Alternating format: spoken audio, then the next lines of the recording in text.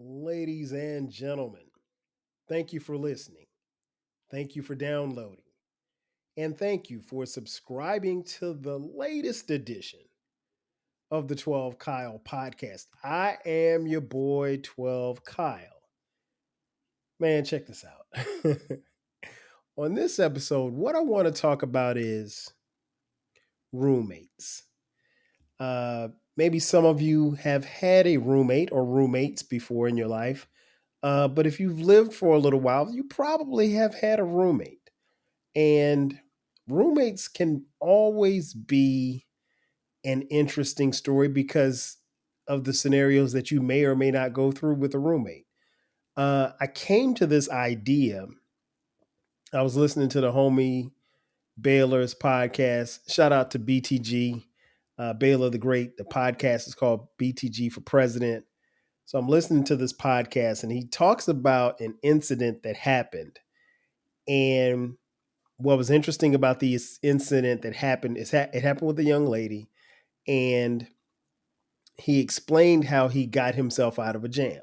Well, the sidebar in the story that he told was that his roommate, and he was college age at this point, his roommate was in jail. And his roommate was in jail because he had made what the police had deemed a terroristic threat, which could definitely land you in jail, um, especially post 9/11. Then this was definitely post 9/11. So, nonetheless, his roommate is in jail and he tells the story about how he got out of this jam or what have you. But hearing him talk about his roommate got me to thinking about, the roommates that I've had over my lifetime. And I wanted to get on here and just tell you a little bit about the roommates that I've had and maybe share a story or two. My first roommate really should come as no surprise, but my first roommate, if you know me, is my brother Damon. Now, Damon is almost 3 years younger than me. We're 3 years apart as far as school is concerned. So when we were in high school, just to give you an idea, I was a senior and he was a freshman. Um, but that was my first roommate, and Damon and I were roommates probably from the time he was born until I don't know, probably until we moved. Okay, let me go back. When he was born, we lived in these apartments. So we had an apartment, and it was a two-bedroom apartment. My parents had a room, and then he and I shared a room. So we were roommates then. And I mean, you don't really think about it because it's like, okay, hey, it's your brother, it's your little brother. So we were roommates, and he was he was an excellent roommate. We didn't have any issues, anything like that. We were very close, super super tight. We talk every day. That's my guy, and I'm the big brother. And although he's 3 years younger than me, I still refer to him as my little brother. But he's not my little brother; he's my younger brother. But that's my guy, and I love him. And so he was a great roommate, and I think we were probably roommates from that time until my parents bought a house. I think I was in like the fourth grade, and he was in the first grade. Um, yeah, I think that's when we weren't roommates anymore because we had our own rooms. Um, but he was a great roommate. He was a great roommate. Now, my parents then got divorced when I was 13, almost 14, and we moved in to our family house, and my aunt lived there. My aunt and my cousins. And so, what was interesting was we still had separate rooms. So I didn't have a roommate, so I had my own room then.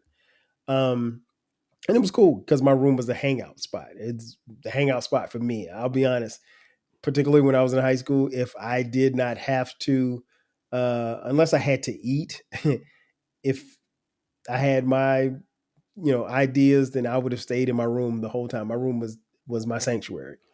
Um, and so didn't have a roommate again until it was time to go to college. Now, as many of you know, or maybe you don't know, I attended the illustrious South Carolina State University, where I am a proud alum.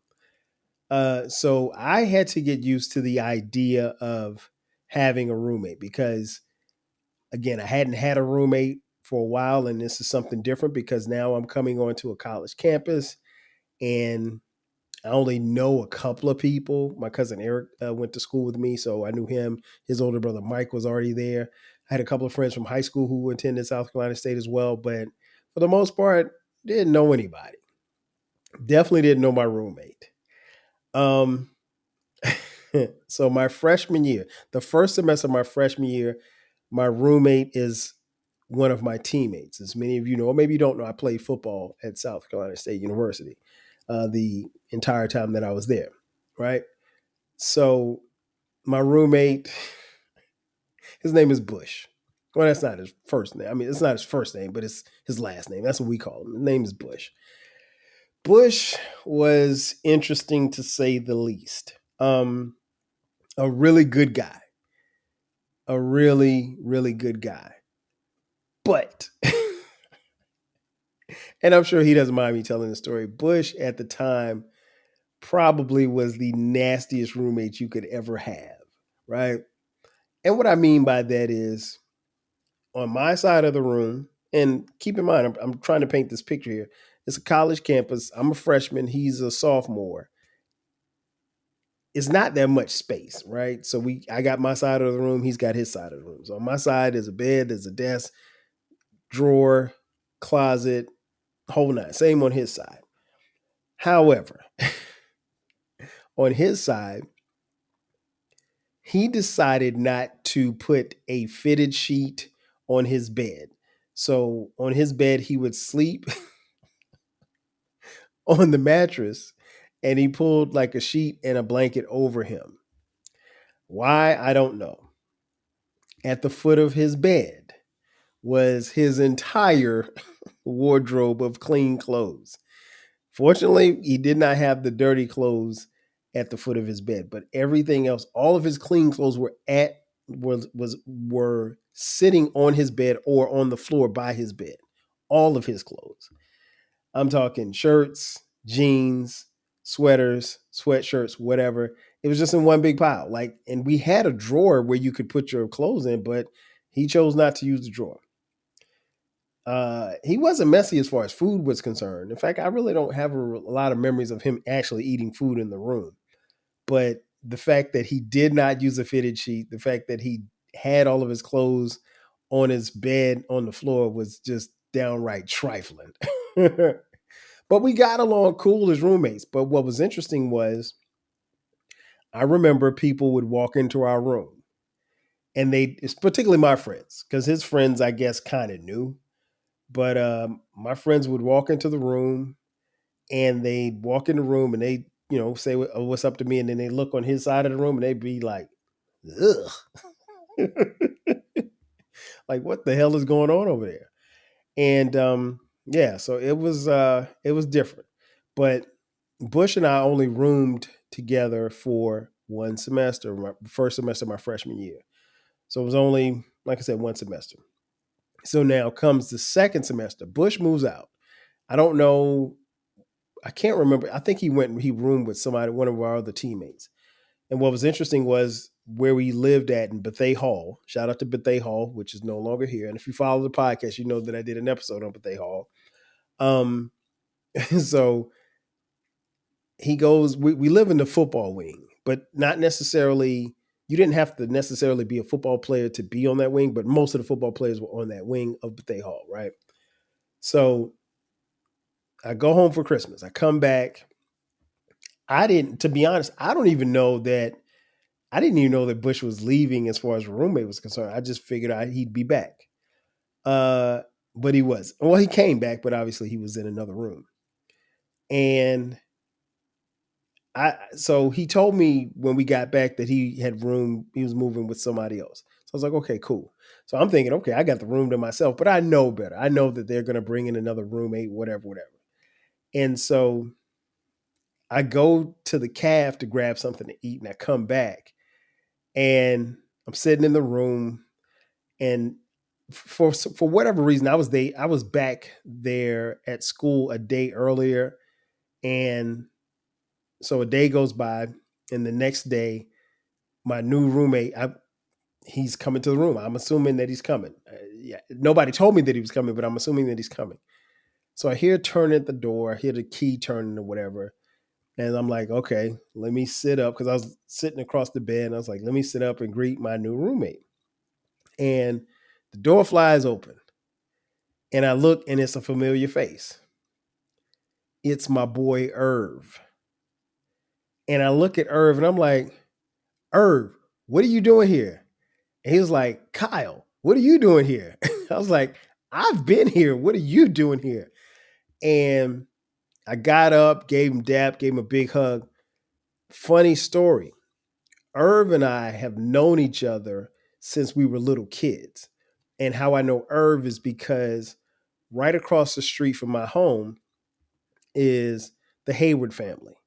And Hayward's always been great people. Their sons, Joey and Ryan, are close friends. And so every summer, their cousin from North Carolina would come down and he would hang out with them and we'd all play together. We'd all play football and everything. And that was their cousin Irv. I had no idea that Irv was coming. So again, this is somebody from my childhood who is a homie. And so now I got a new roommate and it's Irv. And I knew that Irv was at Hampton, but I didn't know that he was transferring to South Carolina State. So we catch up. Irv's parents come in and they're like, hey, that's Kyle from across the street in Florence, blah, blah, blah, blah, blah. And so, we hug and stuff. And what was interesting was Irv had an aunt. Irv's aunt was a professor at South Carolina State University. She was a science professor, Aunt Grace. And I knew her too.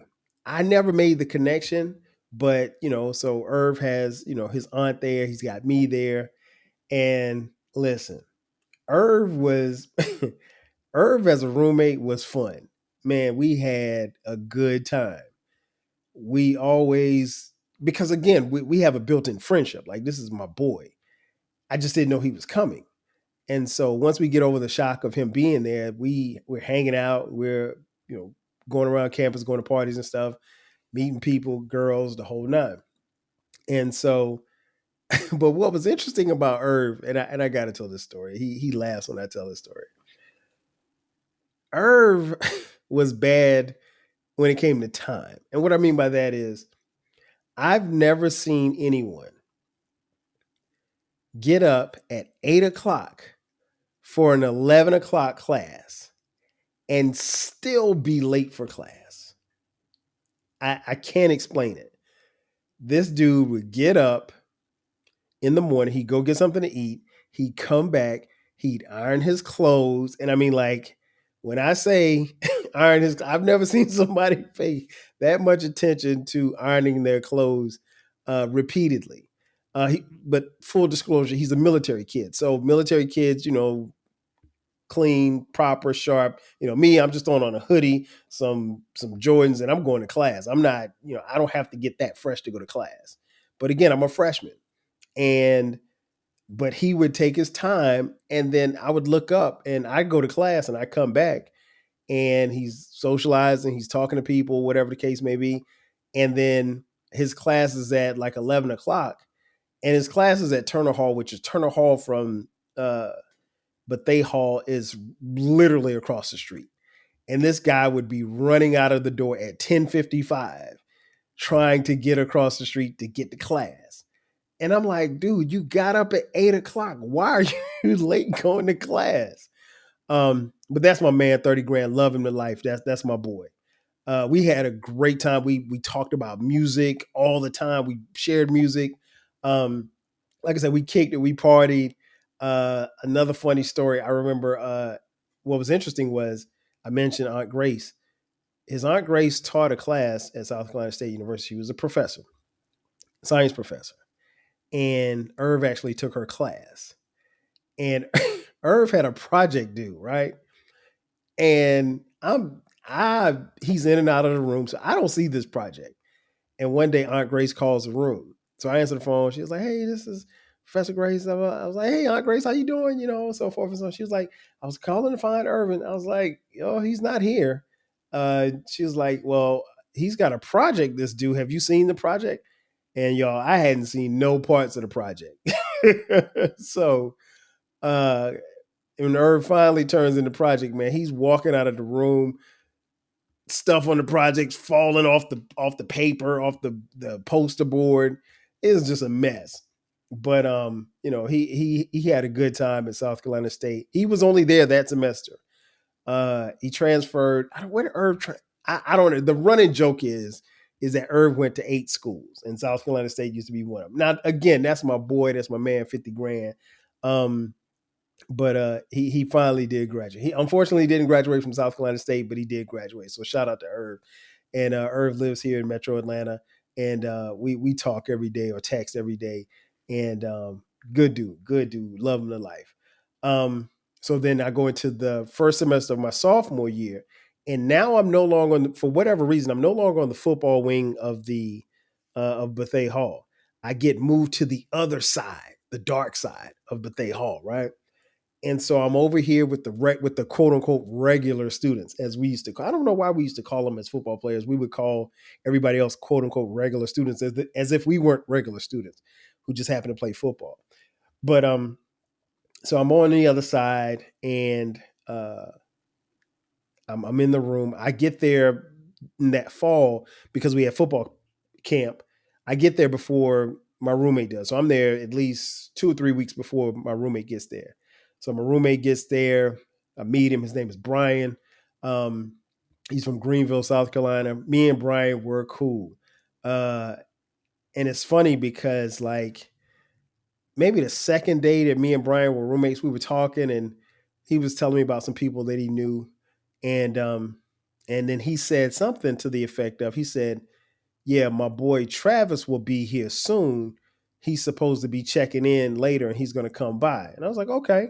So again, I'm not thinking anything, and so I never forget, we had our door open, and I had my back turned, and when I turned and I heard him say, "Hey, what's up, Travis?" He was like that. And so I turn around to see who this Travis guy is. Man, listen, why is it that Travis is my homeboy that we literally grew up on the same street together? Like my house was at the end, in the middle of in the middle part of our street. Travis's house was at the beginning of our street back in Florence in South Carolina. And I known Travis since we were like 8 or 9. Like we go that far back. What was interesting was Travis and I went to middle school together. We went to high school together for our freshman year. And then Travis and his parents moved to Greenville. They moved from Florence, South Carolina to Greenville, South Carolina. And so I didn't see or hear from him. I think I may have talked to him once or twice on the phone or something like that, but I hadn't seen him, and I had no idea that he was coming to South Carolina State. So turns out that Brian and Travis knew each other from, playing ball and stuff in Greenville, because they both were basketball players.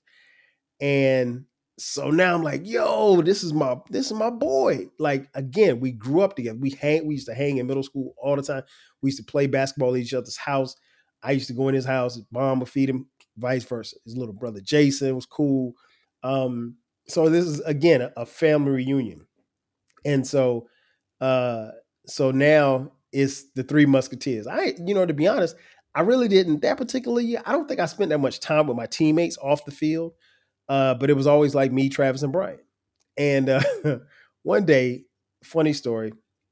One day, I was supposed to go to a party at Duke's gym. Well, I don't know what happened. I was tired or something like that, so I didn't go to the party. And so I don't go to the party. Travis and Brian go to the party, and they go, and they're gone for a couple of hours, and they come back. And so what happened was, at Duke's gym, there's a bunch of trees that surround Duke's gym. And so they went to the party at Duke's gym. They come back, and I saw Travis before I saw Brian. We used to call him B. And so I said, so Travis comes in the room, and he's just laughing. And I was like, man, what's wrong with you? And Travis has this very distinct laugh, and he's laughing uncontrollably. I was like, man, where's B? And he was like, and he was laughing so hard he couldn't get it out. I was like, man, I said, what is wrong with you? He was like, man, Oh my gosh, she's like, man, a bird shit on B. So B was standing up under a tree. It was talking to some girls, I guess, and a bird took a dump and it landed on B's t-shirt. And he had on a white t-shirt.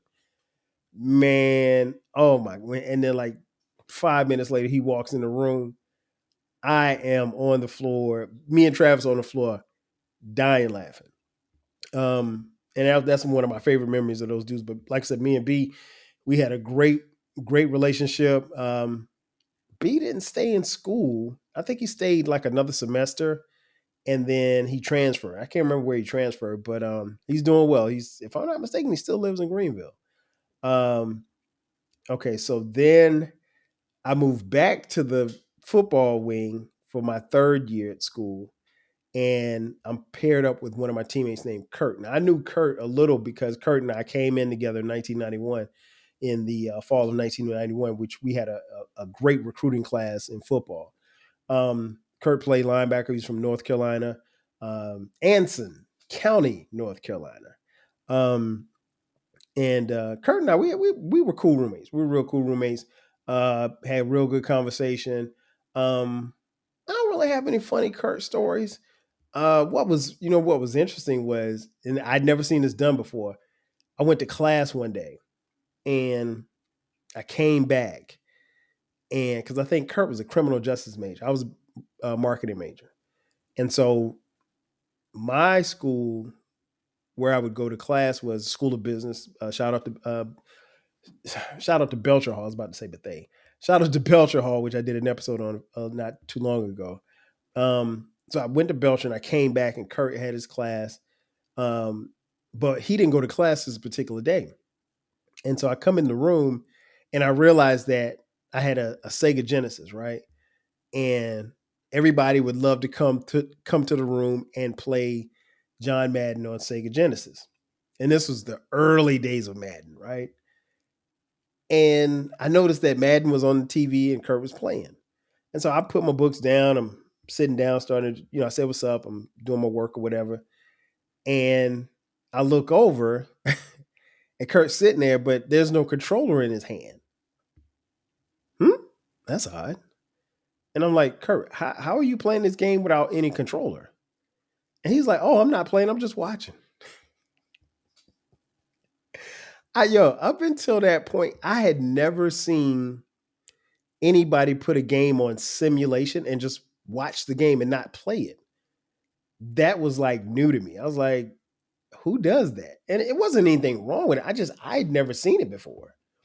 So that was something interesting about Kurt. He did like to watch Madden on simulation. So then I leave Bethea Hall. So now I'm on my next roommate, and this is my boy Kelly Craig. Kelly Craig, and I have to say his full name because we all called him Kelly Craig. Nobody called him Kelly. We all called him Kelly Craig. I don't know why. But I'd known Kelly Craig. We had a math class together, and he walked on the football team and he played tight end. Really, really great athlete. He's from Winsboro, South Carolina, and I knew Kelly. I knew Kelly before we became roommates, and good dude. The ladies loved him, and he loved the ladies, and we got to be real cool roommates. Now, what was interesting was I was no longer in Bethea. Now I'm in Mitchell Hall. Mitchell Hall was, a lot different. The rooms were bigger. They were carpeted. They were kind of fresh. But the downside to being in Mitchell Hall was there really wasn't a lot of action over there outside of Mitchell Hall. But when we lived in Bethea, like everybody had to come. You had to walk past Bethea. Everybody. If you had a class on the far end of campus, you had to walk past Bethea. So girls were always by Mitchell. You didn't really see a lot of foot traffic. I mean, there's some dorms, girls' dorms is next door to Mitchell, but it's not the same. Nonetheless, Kelly and I were really, really good roommates. Really didn't have any problems. Like I said, Kelly, what was interesting was, like I said, he loved the ladies and the ladies loved him. And, at this time we're playing, as far as football is concerned. So um, I remember a couple of times, like, there was a battle between the two of us, a silent battle, if you will, to get to the room and get on the phone. Now, keep in mind, this is '94, so we don't have cell phones. So the phone in the room is a hard line to the room. And so I remember one time I was on the phone talking to this girl, and he came in the room. He's like, "Hey man, how long you gonna be on the phone?" I was like, "I don't know, another 20 minutes." He's like, "Hey man, can you hurry your call? I need to call my mom." And so I get off the phone, I let him call his mom, and I came back. I left the room, came back, and I'm like, "Why is he on the phone with his mom talking under the covers?" So I mean, just funny stuff like that. But the one of the many great things I could say about Kelly was Kelly introduced me to my wife Sharice. Um, I'm not going to get into the story because I'm pretty sure I've told it on this podcast before, but Kelly, he introduced me to Sharice, and I'm forever grateful for that. Uh, Unfortunately, a few years ago, right before COVID, I think it was like 2019, Kelly unfortunately had a heart attack and passed away, and it hit me because I know, because we had stayed in contact and we were communicating, sending text messages and sometimes on IG. I knew he was in good shape. So it wasn't like he was in bad health or anything, but, surprisingly he had a heart attack and passed away. And that, hit me like a ton of bricks, because here's the thing. I never got a chance to tell Kelly, thank you, because if he had not urged me that night to come be his wingman as he tried to talk to this girl, and I was supposed to occupy the time of her friend, which was Sharice, my wife now, um, we probably never meet. At least not, and if we ever crossed paths, it would never have been in that type of scenario. So I never got a chance to thank Kelly for that. And or I'm not gonna say I didn't have a chance. I just never said thank you. I really should have. But I mean, and I could probably fuss at Kelly for introducing me to him on the days that she got on my nerves, which, can be a lot sometimes. And I'm sure I've gotten on her nerves, but I mean, hey, we're 23 years into this marriage at the time of this recording. So, but yeah, definitely rest in peace to Kelly Craig. Um, then the next year after that, I am, senior. My roommate is my boy Russ. Russ is my dog. Russ and I came in together as freshmen. Um, we are probably Russ and I are probably, of all the roommates I've had. I mean, with the exception of my brother, Russ and I are the closest. Like, that's one of my best friends. Um, and so we had a great time as roommates. Um, Living with Russ was cool because, you got a chance to kind of see how he prepared himself, and he was one of the few people that I knew that, even at that age in college, again, we're seniors, literally prepared himself each day for the next day. Like, before he went to bed, he would prepare his clothes. He would have his books and stuff for the class he was going to. He would do some reading. He was always a step ahead. And he's even like that to this day. He's still a step ahead, and he's doing a lot of great things. And that's my boy. That's my boy right there. We talk all the time, and definitely happy for him. But it all started, in that room. Well, actually, our friendship actually started the first night that we got to South Carolina State University. We almost got into a fight with some upperclassmen. And the thing that I remember was, he was this short dude with like three tight gold chains around his neck, and he's from DC. He's from Maryland, the DMV area. And I was like, I don't know who this dude is, but if he's ready to fight these upperclassmen, I'm with him. Let's go. Let's go to war. And so the leadership you could see in Russ early. So yeah, that's my dog. That, again, the closest roommate that I've had as a friend. Um, but we had some great times in that room, conversations, everything, talking about the future, talking about, and it's funny because it's like we would talk about how our lives would be, 10, 15 years down the road. And our lives have, in a roundabout way, kind of gone that way that we had talked about. Um, and then my last roommate, well, well, here's the thing. I can't really count Sharice as a roommate because I did move off campus and get an apartment, and Sharice and I were roommates. We lived together for what, 2 years, I think, like right before I graduated. No, maybe a year and a half. And then I graduated and I stayed in Orangeburg, South Carolina, where South Carolina State's located.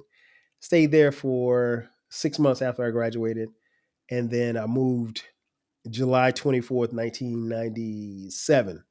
Moved to Atlanta, and it's been it.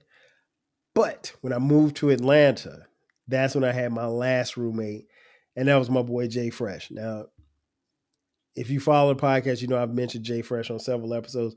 Jay Fresh is one of my best friends in the world, and he's probably, well, I'm not going to say probably, he's the person that I've known the longest. Like, we've literally been friends since we were 6 years old. And we grew up in the church together. His dad's a preacher, or was a preacher. And he's typical preacher's kid, bad as hell. But he's part of my crew from back home, right?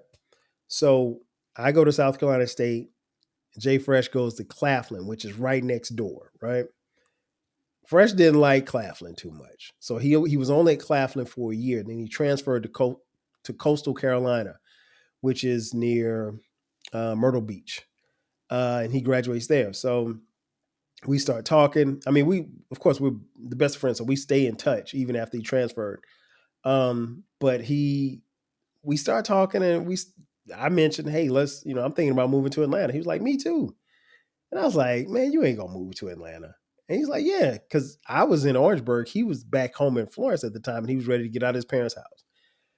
And so we started kicking around the idea of moving to Atlanta. I mean, they just had the Olympics in 1996, and it seemed like the place that was popping. I'd been a Freaknik and lost my mind, so so why not Atlanta? But I just knew in the back of my mind he was gonna, you know, back out of the deal. But he said he was gonna do it, so I actually got a job. He didn't have a job, but his parents, co-signed on the lease, and we got a townhouse in Marietta, right outside northern suburb of Atlanta. And we lived together for a year. And listen, Jay Fresh is probably he's probably well. Let me phrase it like this. I'm probably the only person in our crew from back home that could have lived with Jay Fresh. And it wasn't that he was messy, because he wasn't messy at all. He was a vegan at the time, so he didn't eat any meat. Pause. He didn't eat. He was very selective. I mean, like, he ate a lot of rice. He did not. Did he have a bed? I don't think he didn't have a bed. Like, he slept on the floor for a while, and it wasn't that he couldn't afford a bed. He just didn't want a bed. Um, which was odd, because when you have female company come over and spend the night. But hey, I mean, I never asked. So, but yeah, that was cool. It was just someone, a mutual friend of ours, when she got a chance to know us, she said, "You guys are outcasts." And I was like, "What do you mean?" She was like, "No, you like the group Outcast." And I was like, "Explain." And she was like, "Well, you're like Big Boy. You're the guy who everybody knows. You're kind of street smart. You're over here. You're all over the place. You're very social, so forth and so on. Him, he's the weirdo." And I mean, it was a compliment, but it wasn't far from the truth. Um, but we did a lot as roommates, man. I mean, and again, we're new to the city. Neither of us have any kids or any responsibilities. Uh, and we had a pocket full of money. So I mean, like, what else could you do but get into stuff? So I remember, man, we would go out Thursday, Friday, Saturday, and sometimes Sunday. All he had to do was say, "Hey, man, I know about this party. Okay, let's go." It was just like that. I mean, and we would, because we're close friends. We love music. A lot of our conversations would deal with music, sports, girls, of course. Um, but we just hung out. We always hung out together. Always. If like it was rare for us to go places and you not see the two of us. Like it was rare. Like if you came to our crib and you said, "Well, hey, where's Jay Fresh? Oh, he's somewhere." No, we were always together, always. So even if unless it was like something where like I was going to the mall but even if I was going to the mall, I'd be like, "Hey, I'm going to Lennox. You want to roll?" Like, all right, cool, we go. So we partied a lot. We ate. And now that's where we kind of differ because again, food and stuff. Like I'd come home and cook chicken and pork chops and stuff like that, and he would be chastising me. Man, I can't believe you're eating that flesh. I was like, man, you used to eat hamburgers like 5 years ago, man. Shut up. So, um, but no, we had a very and it's interesting because you just never know how a friendship can be enhanced or destroyed when you're rooming with somebody because people it's like the old saying, you never know somebody until you live with them. And I got to know Jay Fresh a whole lot better with us living together, but he was a great roommate. As far as, I mean, he pays his bills. He eventually got a job at Lenox Mall as well, and so we always hung out. So it wasn't a thing. It wasn't a situation where us being roommates and he didn't pay the rent and now all of a sudden we're not friends anymore or anything like that. Nah, man, he wasn't messy. He cleaned up behind himself. And we always hung out. We always hung out no matter what. So um, and then at the time, I knew it was important for him to at least for me. I'm dating Sharice, so I'm like, okay, I want my friends to get to know her and like her. They hit it off, and she loves Jay Fresh to death. I mean, she loves him even to this day. I mean, like she's always asking about him and stuff, and they've always had a great relationship and still do. And I knew that that would be important because that's an important relationship and an important friendship to me. And this, I was slowly becoming aware that this girl is somebody that I want to spend the rest of my life with. And so it was important to me that she get to know my friends and be around my friends. But yeah, I've had some great roommates. In conclusion, I've had some solid guys as roommates. I didn't have the experiences that a lot of kids have in college where the roommates is a pest or the roommate takes their clothes or they get into a fight with a roommate. Trust me, I've heard all of those stories. Um, and what was even weirder was when we were at South Carolina State University, there were some dorms where you might have two roommates or three roommates. Nah, man. I couldn't do it. I feel fortunate and blessed that I only had one roommate each year. Um, but even when I had roommates, um, it was everything was good. Oh, I almost how did I forget? I forgot about my boy Sekou. Kelly and I think one semester toward the end of it wasn't even a full semester.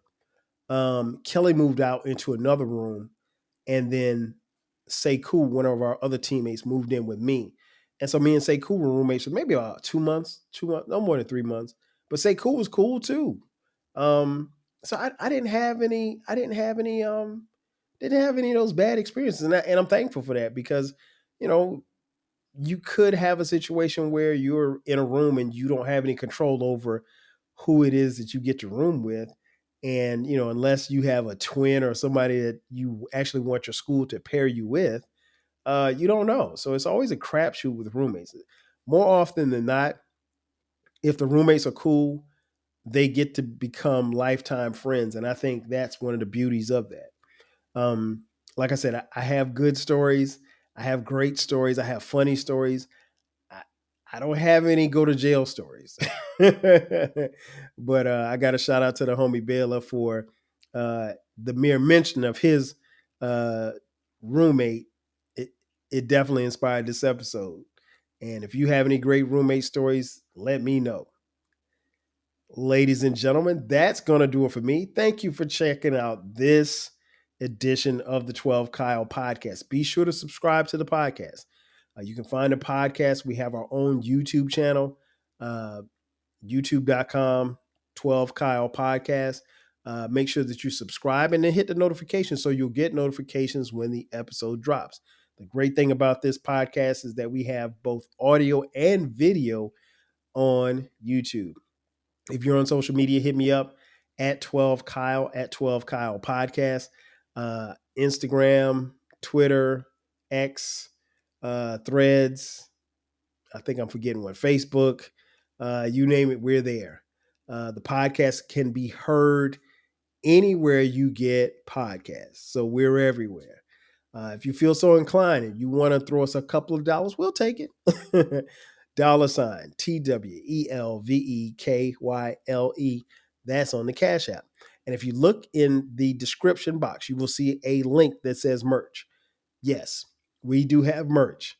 You can get 12 Kyle Podcast t-shirts, hoodies, mugs, and a little bit of everything. So check that out as well.